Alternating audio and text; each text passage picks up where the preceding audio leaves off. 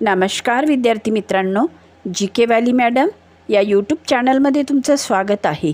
आज आपण पाहणार आहोत अंगणवाडी मुख्य सेविका, पर्यवेक्षिका, सुपरवायझर या परीक्षेमध्ये विचारण्यात येणारी अतिशय महत्त्वाची प्रश्नोत्तरे। मित्रांनो, लवकरच अंगणवाडी मुख्य सेविकेची जाहिरात येणार आहे आणि त्यासाठी तुम्हाला आजपासूनच तयारीला लागायचे आहे। मित्रांनो, जर तुम्ही चॅनलला सबस्क्राईब केले नसेल तर चॅनलला सबस्क्राईब करून घ्याल। चला तर मग आपण आपल्या प्रश्नाकडे वळूया। तर आजचा आपला पहिला प्रश्न आहे, ICDS योजना कधी सुरू झाली? आणि या प्रश्नाचे योग्य उत्तर आहे ऑप्शन बी 1975। ICDS योजना ही 1975 साली सुरू झाली। आता पुढचा प्रश्न आहे प्रश्न क्रमांक 2, ICDSचा मुख्य उद्देश काय आहे? तर ऑप्शनमध्ये आहे उद्योग, रोजगार, बालविकास, शेती। आणि या प्रश्नाचे योग्य उत्तर आहे ऑप्शन सी बालविकास। ICDSचा मुख्य उद्देश बालविकास हा आहे। आता यानंतरचा प्रश्न आहे प्रश्न क्रमांक 3, अंगणवाडी कोणत्या मंत्रालयाखाली येते? आणि ऑप्शनमध्ये आहे आरोग्य, शिक्षण, महिला व बालविकास, कृषी। आणि या प्रश्नाचे योग्य उत्तर आहे मित्रांनो ऑप्शन सी महिला व बालविकास। आता यानंतरचा प्रश्न आहे पोषण अभियान कधी सुरू झाले? तर या प्रश्नाचे योग्य उत्तर आहे ऑप्शन सी 2018। पोषण अभियान 2018मध्ये सुरू झाले। आता पुढचा प्रश्न आहे अंगणवाडीमध्ये किती मुख्य सेवा दिल्या जातात? ऑप्शनमध्ये दिला आहे 4, 5, 6, 7। आणि योग्य उत्तर आहे ऑप्शन सी 6। अंगणवाडीमध्ये 6 सेवा दिल्या जातात। आता यानंतरचा प्रश्न क्रमांक 6 आहे टेक होम राशन कोणाला दिले जाते?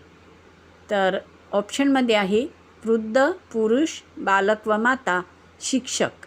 आणि या प्रश्नाचे योग्य उत्तर आहे मित्रांनो ऑप्शन सी बालक व माता। टेक होम राशन हे बालक आणि मातांना दिले जाते। आता यानंतर प्रश्न आहे प्रश्न क्रमांक 7, ICDS अंतर्गत लाभार्थी कोण नाही? तर ऑप्शनमध्ये आहे बालक, गर्भवती महिला, वृद्ध, स्तनदा माता। आणि या प्रश्नाचे उत्तर आहे ऑप्शन सी वृद्ध। ICDS अंतर्गत वृद्ध हे लाभार्थी नाही। आता 8वा प्रश्न घेऊया, पूरक पोषण कार्यक्रम कोणत्या योजनेत येतो? तर पूरक पोषण कार्यक्रम कोणत्या योजनेत येतो? तर ऑप्शन बी या प्रश्नाचं उत्तर आहे ICDS। पूरक पोषण कार्यक्रम हा ICDS योजनेत येतो। आता पुढचा 9वा प्रश्न आहे मिशन शक्ती योजना कशाशी संबंधित आहे? ऑप्शन आहे शेती, महिला सक्षमीकरण, उद्योग, शिक्षण। आणि योग्य उत्तर आहे ऑप्शन बी महिला सक्षमीकरण। मिशन शक्ती योजना ही महिला सक्षमीकरणाशी संबंधित आहे। आता प्रश्न क्रमांक 10 बघा, बेटी बचाओ बेटी पढाओ ही योजना कोणत्या वर्षी सुरू झाली? तर या प्रश्नाचे योग्य उत्तर आहे ऑप्शन सी 2015। बेटी बचाओ बेटी पढाओ योजना 2015 साली सुरू झाली। आता प्रश्न 11 घेऊया, जननी सुरक्षा योजनेचा उद्देश काय? तर या प्रश्नाचे योग्य उत्तर आहे मित्रांनो ऑप्शन बी सुरक्षित प्रसूती। जननी सुरक्षा योजनेचा मुख्य उद्देश आहे सुरक्षित प्रसूती होणे। आता यानंतरचा प्रश्न आहे प्रश्न क्रमांक 12, अंगणवाडी कार्यकर्त्याची निवड कोण करते? तर या प्रश्नाचे उत्तर आहे ऑप्शन सी ग्रामपंचायत। अंगणवाडी कार्यकर्त्याची निवड ग्रामपंचायत करते। आता यानंतरचा प्रश्न आहे 13वा प्रश्न बघा, सुपरवायझरचे मुख्य कार्य काय आहे? तर सुपरवायझरचे मुख्य कार्य आहे निरीक्षण करणे। निरीक्षण करणे हे सुपरवायझरचे कार्य आहे, त्यामुळे आपले या प्रश्नाचे उत्तर होईल ऑप्शन बी निरीक्षण। आता यानंतरचा प्रश्न आहे प्रश्न क्रमांक 14, ग्रोथ मॉनिटरिंग कशासाठी आहे? तर या प्रश्नाचे योग्य उत्तर आहे ऑप्शन ए वजन मोजण्याकरता. ग्रोथ मॉनिटरिंग हे वजन मोजण्याकरता करण्यात येते. आता प्रश्न क्रमांक 15 आहे, इम्युनायझेशन म्हणजे काय? आणि उत्तर आहे ऑप्शन बी, लसीकरण. इम्युनायझेशन म्हणजेच लसीकरण. आता 16वा प्रश्न आहे, व्हिटॅमिन एच्या अभावामुळे काय होते?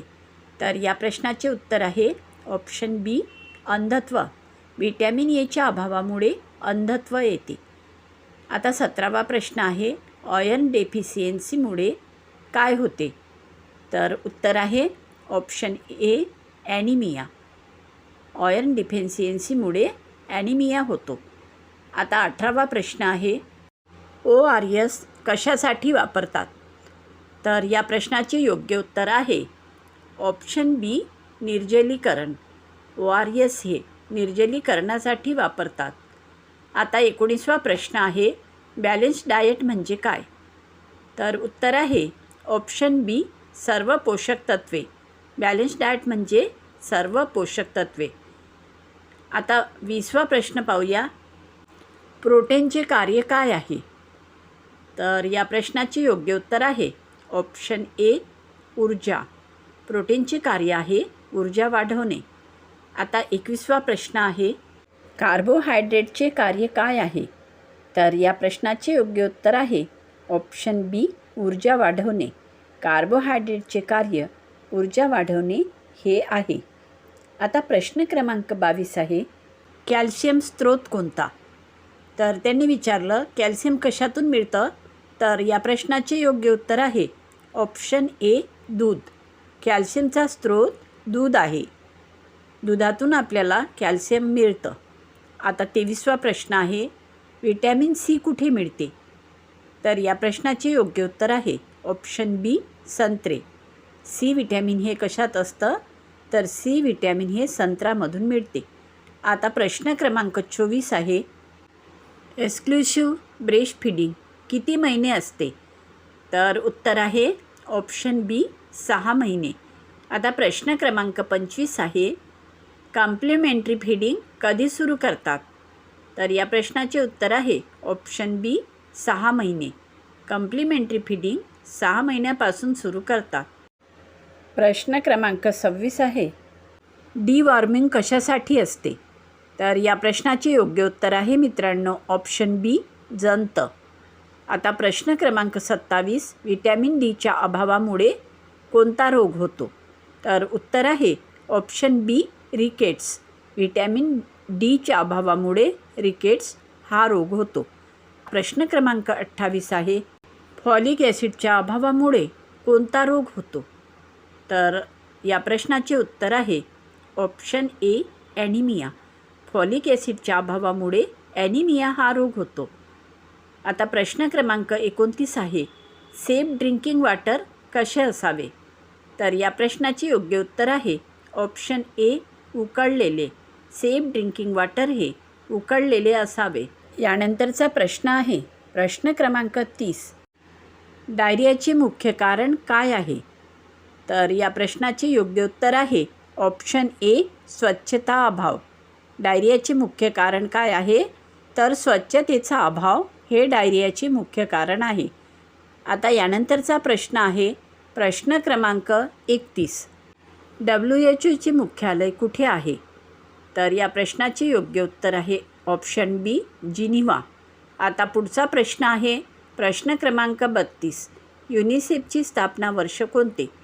तर उत्तर आहे 1946.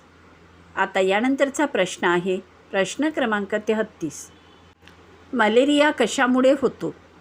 तर या प्रश्नाचे योग्य उत्तर आहे ऑप्शन बी, डास. मलेरिया हा डासामुळे होतो. आता यानंतर प्रश्न आहे TB कोणता रोग आहे? तर उत्तर आहे ऑप्शन बी, संसर्गजन्य. TB हा संसर्गजन्य रोग आहे. आता पुढचा प्रश्न घेऊया. प्रश्न विचारलेला आहे इथे, HIV एड्स कशामुळे पसरतो?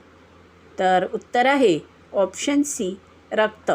HIV एड्स हा रक्तामुळे पसरतो.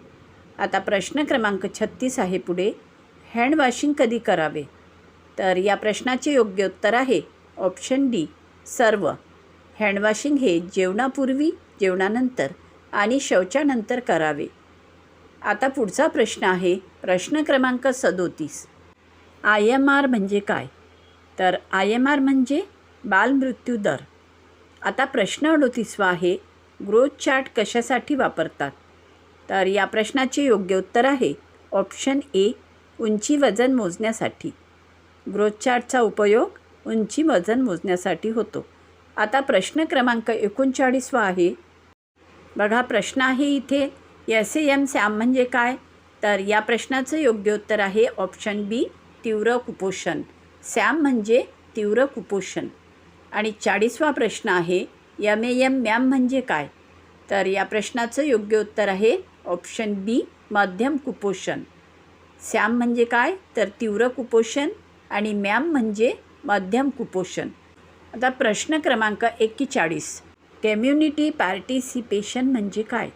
तर या प्रश्नाचे उत्तर आहे ऑप्शन बी लोकसहभाग. आता प्रश्न क्रमांक 42वा आहे प्री स्कूल एज्युकेशन वयोगट कोणता? तर उत्तर आहे ऑप्शन बी 3 ते 6. प्री स्कूल एज्युकेशनमधला वयोगट आहे 3 ते 6 वर्ष. आता प्रश्न क्रमांक 43 आहे अंगणवाडीमध्ये नोंदी कोण ठेवते? तर या प्रश्नाचे उत्तर आहे ऑप्शन सी कार्यकर्ती. अंगणवाडीमध्ये कार्यकर्ती ही नोंदी ठेवते. आता प्रश्न क्रमांक 44 आहे जननी शिशु सुरक्षा कार्यक्रम कशासाठी राबवण्यात येतो? तर या प्रश्नाचे योग्य उत्तर आहे ऑप्शन बी माता बाल आरोग्य. आता प्रश्न क्रमांक 45 आहे ORS मध्ये काय असते? तर या प्रश्नाचे योग्य उत्तर आहे ऑप्शन ए मीठ आणि साखर. ORS मध्ये मीठ आणि साखर असते. आता प्रश्न क्रमांक 46वा आहे न्यूट्रिशन म्हणजे काय? तर या प्रश्नाचे योग्य उत्तर आहे ऑप्शन बी पोषण. न्यूट्रिशन म्हणजेच पोषण. आता पुढचा प्रश्न घेऊया ब्रेस्ट फीडिंग कधी सुरू करावे? तर या प्रश्नाचे उत्तर आहे ऑप्शन बी 1 तास. जन्माच्या 1 तासानंतर ब्रेस्ट फीडिंग सुरू करावे. आता शेवटचा प्रश्न आहे ICDSमध्ये किती सेवा आहेत? आणि उत्तर आहे ऑप्शन सी 6. ICDSमध्ये 6 सेवा आहेत.